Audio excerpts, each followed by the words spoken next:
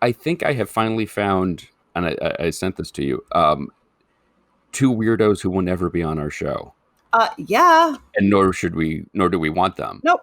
We don't But want them. apparently, in the UK, there is a Miss Hitler pageant. Yes. I Which did. fascinating. I I have so many questions, and I know when we started the show, the idea was we would only ask people the question why and just change the inflection of the word. Right. And this would, in that regard, be the perfect interview for It, us. it, it would. But then there's some follow-ups. Do they all have the little mustache? Right. Can you do young Hitler? Do you have to do like the Hitler we all know and despise? Like, how does that all work Right. out? Like, which one is it? Could you just be Ava Braun and it Oh, counts? right. Yeah. Or Right. on just on fire. I mean, really. Could you just When be you on fire? yeah. Um I I am Charlie and Chaplin? hey. um I am so just confused. I guess this goes under the to be filed under the list of things where I'm kind of like, I thought we all were in agreement about this. Why do we still have to have this conversation? Right. But apparently not. Um, And the fact that they're enough for a whole pageant, like right. that's not just like 5, 10 people. That's like No, that's you need that, like the Nazi Burt Parks to serenade Miss Hitler. right. What song Right. does he sing to her? I don't know. Again, just I'm trying to imagine somebody in a pageant gown with the tiara, the flowers, and a little mustache, just waving at everybody, doing the Queen wave. Right. Right. Um, With a little puppy named Mussolini under her arm.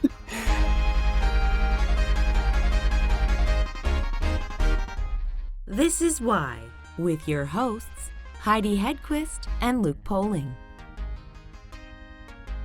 and I the have grand things to right. complain about, the grand scheme of things to complain about, the fact that nobody has responded to her hanging their kitten, the fact that you finally have air Right. conditioning. These are very, very, very small problems. They are, especially because I just sat outside and worked on my tan, which is all I want to do anyway. So Well, it there we gave me a go. free pass to be like, Yeah. I can't sit up here; it's too hot. Yeah, I was about to say, well, everybody wins. No, not everybody, but No, you won in mm-mm. this case. I did win, and then Yes. Dave. So back in the day, Oh boy, bless his heart. Yes, when Dave. I lived in the Fonzie apartment years ago, when we were dating, Mm. before we lived together, I went on a trip with my aunt to, I think we were in Florida. And this is The because of way the you've been lay. prepping this story, I was expecting like Belize, No, we weren't in Belize. I have been to Belize, but that's not where we were. Cuba, something Yes. like that. No, sorry. Because you would totally Um, pronounce it with the accent. of But course we would. anyway, yeah, Right. And then we would start singing Babalu. yes. But so he Once did the on a wonderful thing. yes. Yes, exactly. He decided to clean the apartment for me, which is so kind and so Bless his lovely. heart. Yes. But it's a big, giant one-room apartment, and I have a lot of stuff. I have a lot of clothes. I'm not You? someone. No. I know. And by nature, I'm not someone who likes to hold on to a lot of crap, but I don't have places to put stuff, and I don't prioritize getting rid of it. Like, I don't want it. I'm Wait a totally second. fine I to get don't rid of hold stuff. on to things. No, I don't want to hold on to things. Let the record show, I Your don't Honor, want to hold on to. I didn't say that that I did hold in on. the past 16 months that we've been doing this Okay, but stupid show, those are important things. The shot glasses have to stay. it's like here's a shot glass. All the right questions, I can Hi, tell. Rachel. He says hi, Rachel. Shot glasses. Yes. A flyer for Mini Kiss. It's just a lot That is of at stuff. Dave's. That's Dave's Wow. Okay. on his fridge. So Mr. Clean himself. So he came over to clean my apartment, Okay, and sorry, I'm in the getting off. process, Yes. he threw away my college diploma. Oh, Dave. So what was it like the first time you stepped on that stage? Well, the first time I actually stepped out on the stage, it was a rehearsal, and we were all crowded around. We all that they tell us to do that. Actually, you come out, it's freezing cold. They warn you that it's cold. It is absolutely freezing cold. It is so cold. I took all these scarves with me because I was trying to I was trying to wear the right dress code, because certain things you can't wear, like certain patterns and colors, and I didn't want to mess it up, so I tried to take just solid colors and scarves. And my mother always says, "Oh, you should wear a scarf for a pop of color." She would watch when I was a kid, we'd watch Murder, She Wrote, and she'd be like, "Look at Angela Lansbury wearing that scarf for a pop of color." So I thought, okay, I'll take a lot of scarves. She's not wrong. Let's be honest. Normally I wear like a t-shirt and jean shorts and crawl around in the creek. I mean, that's my usual day. I'm with my son, so I don't really dress up at all. So I bought a couple of scarves and stole some from my mom, and and showed up, and I was glad to have them for the warmth. I really thought it would just be like, ooh, fun, a burst of color near my eyes or whatever it's supposed to do. And but actually it was freezing. So I'm like, okay.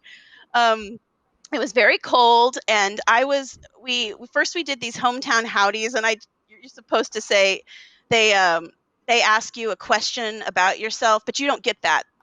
Like they'll ask a question like, "Who loves Hutto?" or something, and then you buzz in and say, "Who is Sarah Jett Rayburn?" "That's me." Oh wow! But you don't have to. They're just recording your answers, so you record your response. They point at you, like, or they did something. They gave us some signal to go, and then you buzz in and do the wow. And I tried to do it exactly the way I was supposed to do it. I was very nervous. I think I did that part pretty well, And how big a group of people is that? Oh, I should know, but I no biggie. Don't. I mean, okay, I'll tell you how many, and you can do the math. Oh boy. Right. Because they need enough of us that everybody who's called plays on Tuesday. So there's one returning champion who's already there. Then they call us, and they've taped 5 games on Tuesday, and we all play except for 2 people who then come back Wednesday. And then there's a new group of people that includes 2 alternates from the area, and one of them plays and one of them doesn't. So that's how. It's not a huge group. It reminded me of when I went to grad school, like about the same size of group of people that came in, but I don't know, like somewhere between 10 and 20, but not, I think that's too many. I don't know. It seemed like thousands of people to me. And they were all like, "I went to Harvard, I went to Yale, I'm a doctor, I'm a lawyer." And I'm like, I've been crawling around in the creek for 11 years. That's fantastic. That's how I felt. And did you prep it all? On your drive out, are the flashcards? We asked Trivial Pursuit cards in the car, I found it worked better if I read them out, because then I remembered the answer. But I'd ask everybody, and we'd play Trivial Pursuit together, like just down the card. That was the main thing that I did. And actually, I got an answer that way, because I never knew that Elmore Leonard wrote 3:10 to Yuma. I just knew him from the stuff he did later. So then when I was, and my mind was blown, I was like, Elmore Leonard wrote 3:10 to Yuma? And we started talking about like the remake with Russell Crowe. We had seen that, and Christian Bale, right? I don't know. But my husband and I had seen that together in the theater. He hadn't seen the original, but we were talking about it. So we talked about it a really long time. So that one implanted. And I think it was in my very first game, I got a question about who wrote 3:10 to Yuma. And I was like, Elmore Leonard. That is so, like, what are the odds? Yeah, That's I know. crazy. And like, so that was the one question that actually made it into my brain, that we did. I prepped all with an atlas. Like before we left, I read through all these geography B questions, and I would hold the atlas on my lap and have my stepson and my daughter would quiz me on, they'd ask the question and I would try to find the answer on the atlas, because the geography B questions are hard, I didn't just know them automatically. And I'm very bad with rivers and bodies of water anyway. So, I would try to find, and then I was hoping that through finding the answer, like through the process, that I would be like, oh yes, that's it. And now it's in my mind, kind of thing. So we drilled all that. I hardly got any geography questions even asked to me while I was there. So that didn't really play in as much. I memorized Canada. I was like, okay, I'm not going to go there and not know anything about Canadian geography. At least I won't disgrace myself in front of Alex Trebek totally. I'll show him I care. And the thing that always worries me or gives me agita when I think about the possibility of going on the show, one, I hope at some point I get to go on the celebrity one, but then I'll be matched up with like Cheech Marin and he'll destroy me. But anyway, 'cause he's the Kareem sleeper cell. Abdul-Jabbar is good too. Oh, I have I've seen no him a doubt. lot of times. Yeah. For Yeah. sure. But the thing that makes me nervous is the buzzer, because I Yeah. know Ooh. if you I'm still I mean, I don't feel like I ever got the hang of it. because I if you was buzz before he's done reading the question, it blocks you out, correct? right. Yes, you're locked out. Yeah. That I would be And I just mean, that. I think you're locked out for 30 seconds or something, but it Oh. feels like I mean, it's like an eternity in that situation because once Right.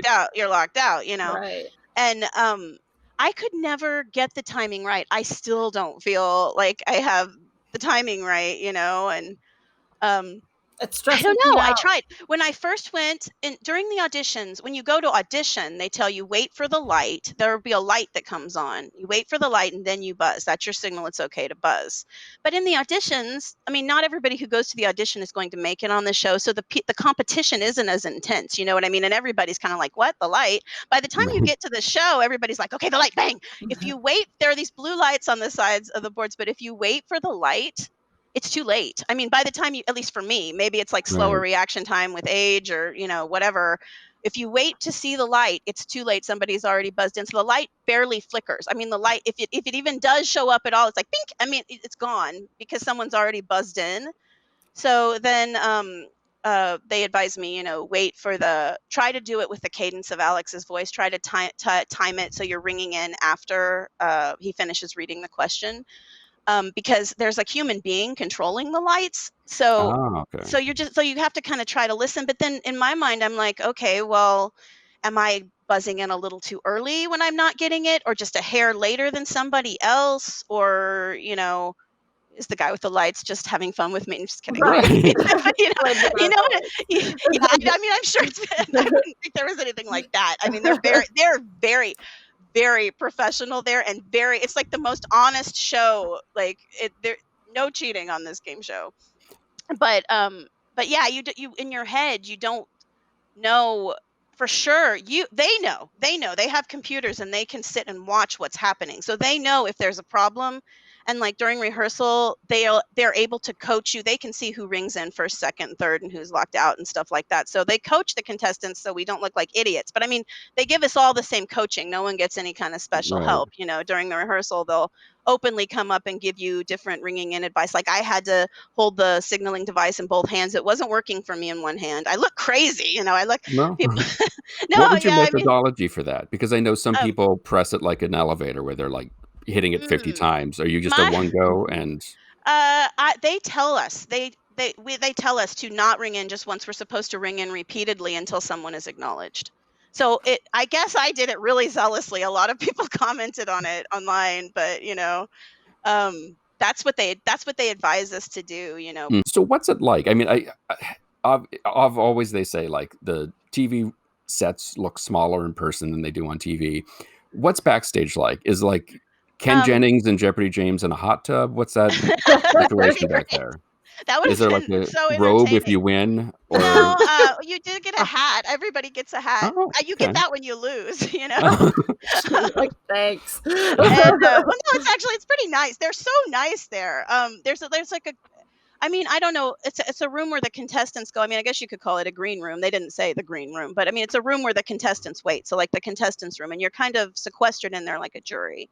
And in there are, I think, 2 bathrooms, and then the makeup artists have a room back there where they do the makeup. And then we're in that room. And then we go out to the stage to rehearse. Then we go back to that room, and then we go out to the stage to watch all the games. So you watch the games, you don't participate in, and you don't know until the end of the game before that you'll be playing in the next game. Like as you're waiting to play, you don't find out until the game ends, and then they draw 2 names. And as a matter of fact, Wow. I think it's like they have independent lawyers, like a consulting firm or something, in there to make sure everything's honest. And I think they're the ones who select the names. So they draw 2 people's names, and so they don't get to choose. Like the show doesn't choose who plays against each other than they choose the contestant pool to begin with. And they don't, so you don't know. So you go in the morning, really early, and you don't know who you're playing, when you're playing, or who you're playing against, or anything like that. And you go into the room, and like we took the shuttle. We stayed at if you stay at one of the 2 hotels they recommend, there's a shuttle that comes and picks you up like right about 7 a.m. The shuttle leaves, so you need to be down there sooner. And I don't know the exact times of things after that because you have to turn off your phone, and I don't wear a watch, so I didn't know like what time it was ever.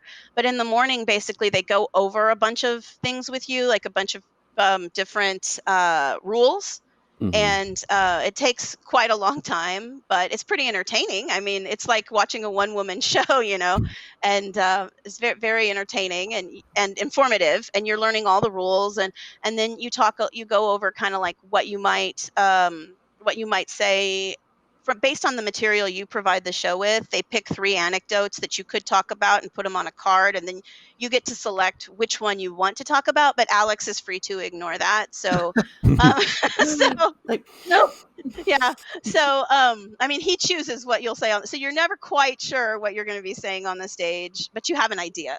What point in the day does the litter-bearing Alex is that brought onto set, and he steps down and You know what? joins you all? When we go to rehearsal, it's Jimmy from the Clue Crew Mhm. who does the Oh, Alex okay. part.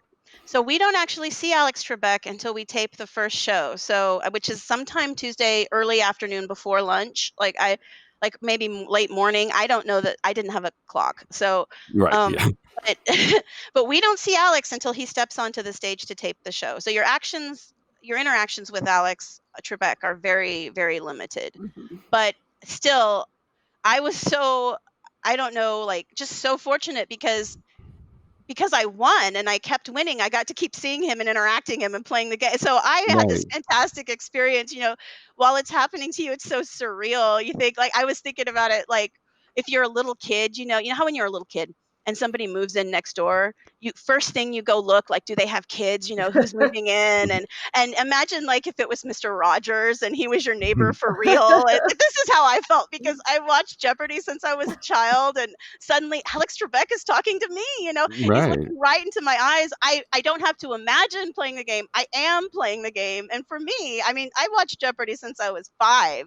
So even though I'm an adult and everything, so, like during this surreal rush, I was kind of transported to this like primal place or something where I'm like, oh, I'm in the show. I'm a part of the show. I mean, it was really exciting. Like my job was to be contestant and everybody else was doing their job. So it was fun. Like not only did I get to like, I mean, the obvious goals, oh, I'll go on, I'll get to play, I'll win some money. But then it's like, ooh, this is a show that's been my favorite show for years and years and years. And now I'm like, I'm in the show, like there was something really exciting and upbeat about that. And when I first, okay, you remember now you asked about Alex Trebek, who is just wonderful, by the way. I thought he was absolutely just the kindest, most, I can't even think of enough good words to describe him because he was so kind to me Mhm. and so generous with his energy, I guess, because you don't have time to like privately consort with him or anything. I mean, it's just what you see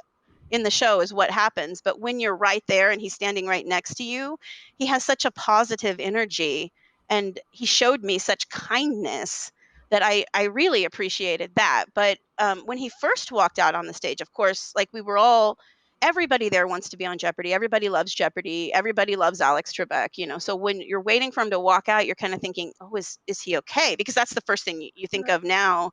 You Right. think how is he doing? Because you don't see the shows as they're taped. So it's Right. you don't know what it'll look like or how what kind of health he'll be in. So you worry for him. You watch him walk out, and you know, at first he did seem like he was walking a little slowly, but like almost right away, like he just, turned on, and was the host and did the show. And during the commercial breaks, he talks with the contestants, and he even like took a picture with someone who knew him who had seen him a long time ago, and he couldn't remember the like it was just someone who met him, like bumped into him at somebody's party once or something, but he ended up taking a picture with her and being really. I mean, you can tell he really he loves the fans. He's proud of his work. You know what I mean? It's his. You know what I mean? Because when somebody comes into your living room like that and does a show for you every day for decades, they're kind of giving you their life's work, so you don't know you don't know like the intimate at home Alex Trebek, but you do know Alex Trebek, the host. He's like kind of Mhm. given a part of himself to you.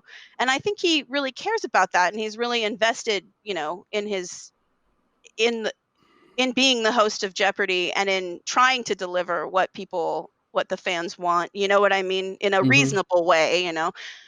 But it was funny because that first day I was in a heightened state of agitation and craziness that first day anyway. But Right. then I was worried about Alex. But when I was playing the second day, Alex Trebek, I mean, obviously I'm still concerned about his health and I pray for him. But what I mean is, like, in that moment, any thoughts about his health just melted away because he was so good at what he was doing. I mean, he's just seemed like any stupid thing I said, like out of panic or whatever, he was able to turn it into this delightful banter and make it work on stage. And he was just such a good host. And, he was kind of in charge of the space, you know what I mean? And he really, he had such panache and such strength. And I just looked to him as the person who ran the games, and he was doing such a wonderful, wonderful job. I mean, I forgot completely that he was sick at all because of how wonderful his performance was as the host and how kind and just so kind he was being to me, like protective of me almost. I mean, he was really, his interactions with me were like genuine and human. When I was talking about my daughter in the NICU, he looked right into my eyes. You know what I mean? Like, Mhm. he didn't just react like, oh yes, I'm reacting. I mean, he reacted like with a human reaction. Well, And even sorry, at the I believe it was your first game when you had written down Grant, and I can't remember which that was general my, was the yeah, it was which you will never live down, I'm sure. McClellan. It was Yes. McClellan. Yeah, yeah.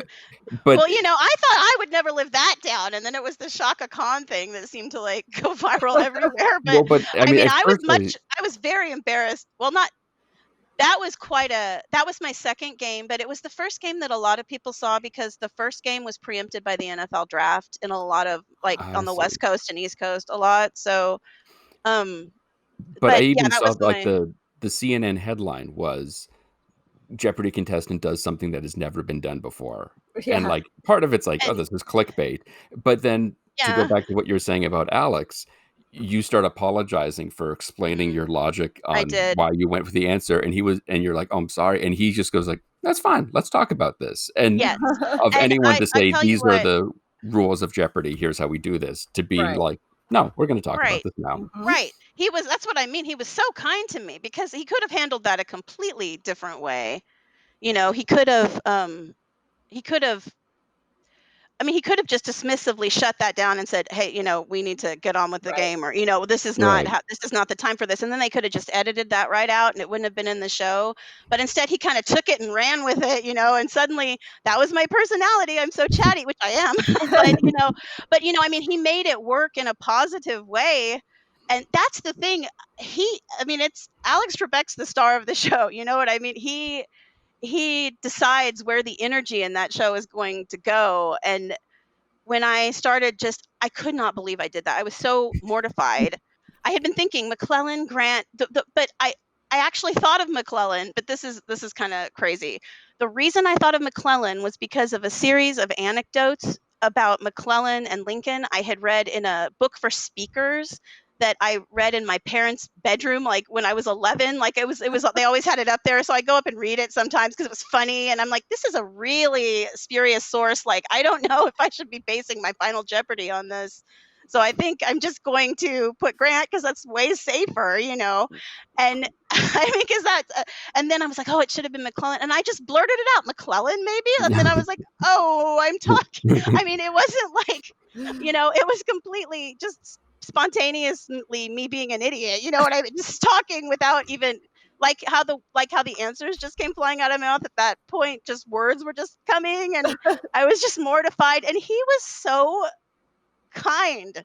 And not only did he smooth over that reaction in the moment so that I Right. didn't feel bad, he made it a part of my character for the show. You know what I Right. mean? He Mhm. he made it something positive that we then continued going forth. And that was his what showmanship, like his knowledge of how to be the host. You know what I Yeah. Right. mean? And so, that's what I mean. That's like kind of everyone on Jeopardy. They have this incredible professionalism and good. They're all good at their jobs, but they're also really kind as humans. And it's the blending of that, I think, that makes Jeopardy such a great show. I mean, it's been great for decades, and I Mhm. think that's why they really care about people there, and it's not just pretense. Everyone on the set is kind. People are, I mean, and they're beautiful. They're beautiful people, the beautiful ones. Alex Trebek looks great in person. He looks really good.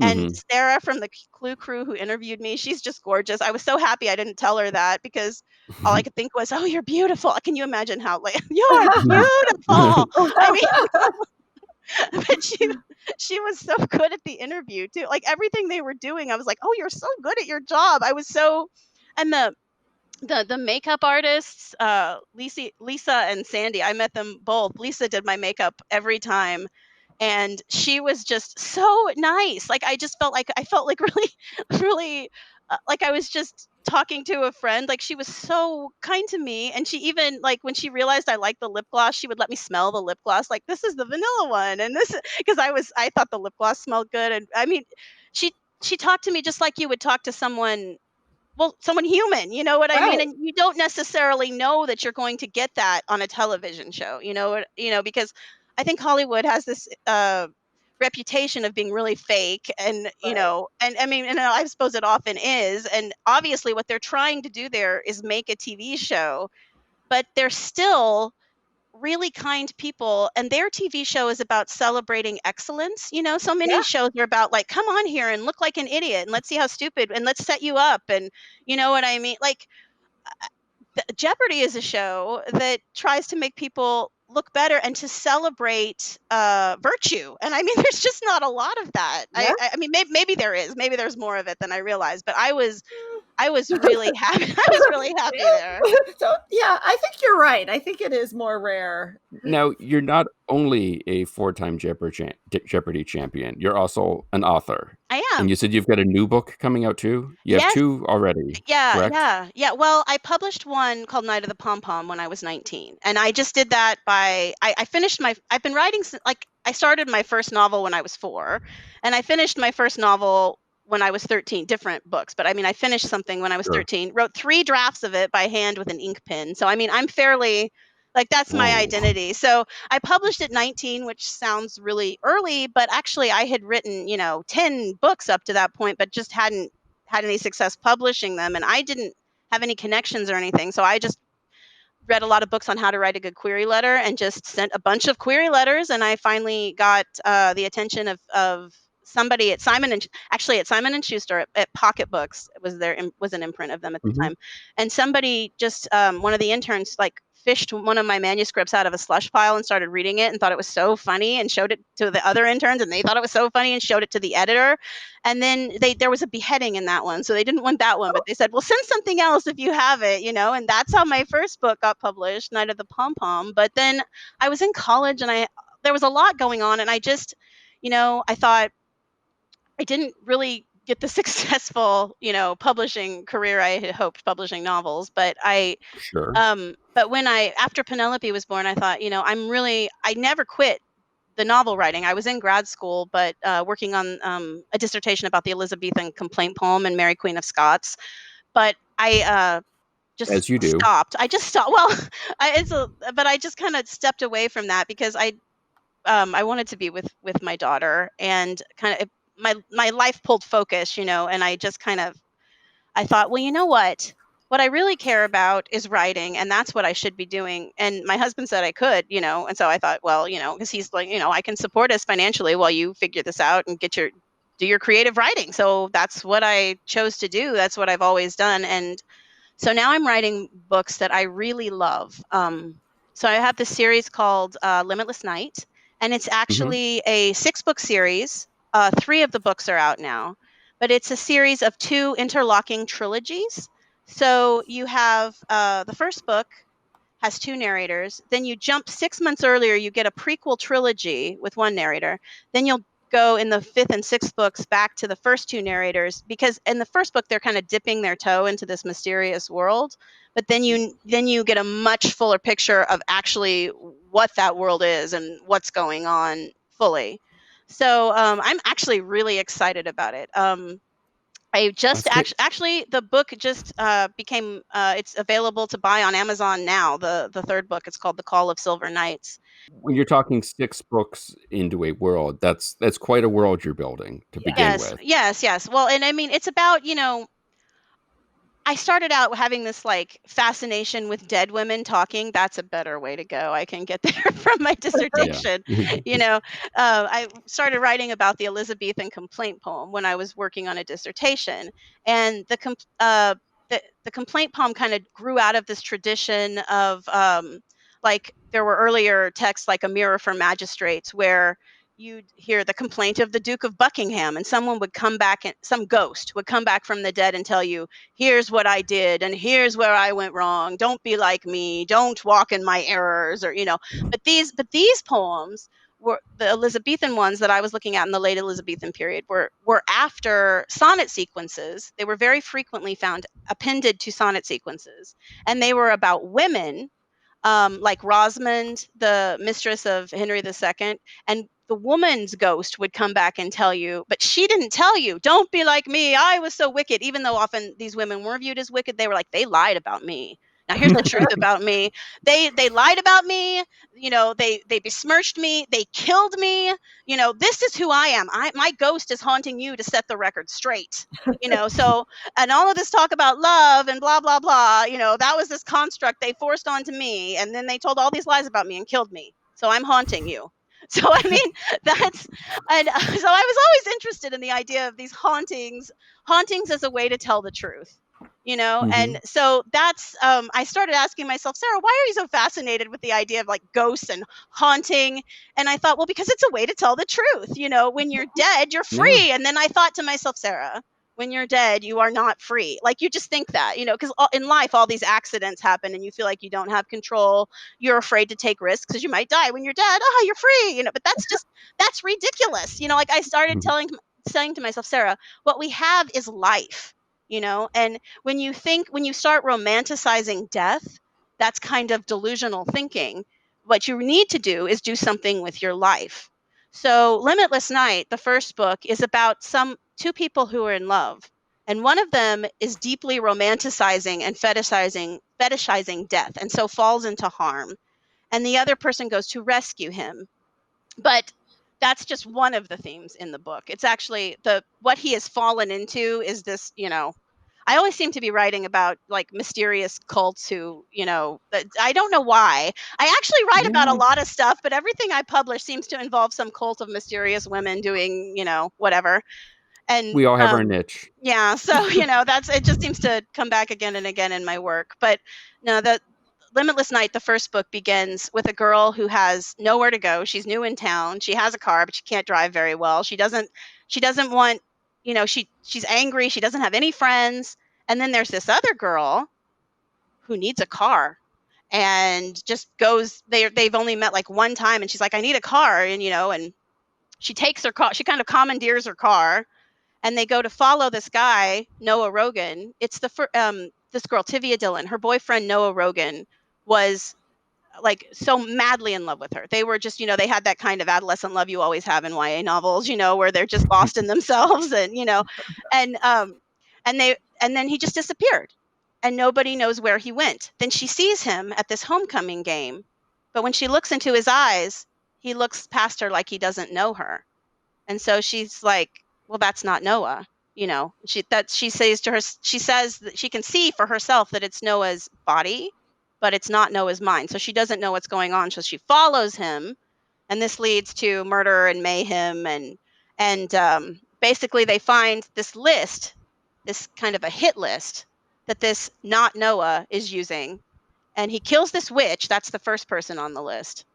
And then he's going to kill a priest. That's the second person on the list. But the third person on the list is the grandma of the girl who has the car, who doesn't even have anything to do with this. So then it's like, what? That's kind of how you get into the story. But the actual world there is actually much bigger. And it's, kind of based on a series of frustrated love affairs and errant desires, I guess, like, this false romanticizing of death.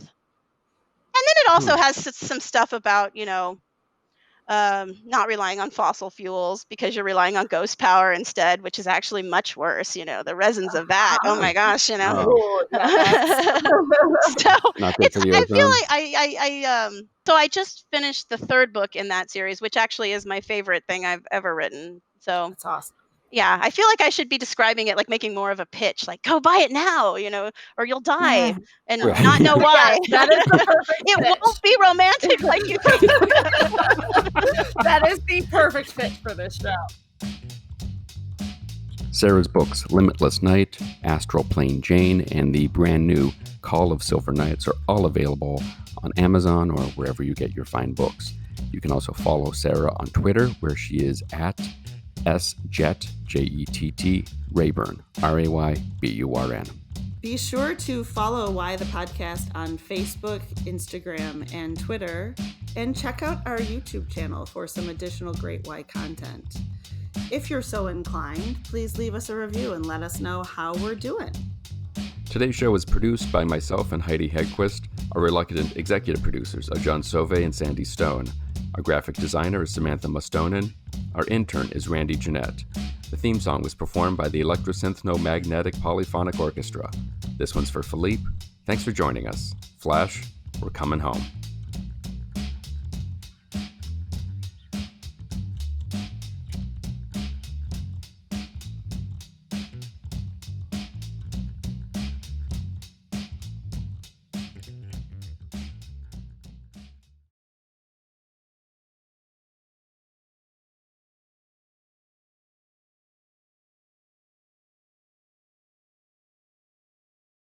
Nigel, is that you? Are you here, Nigel?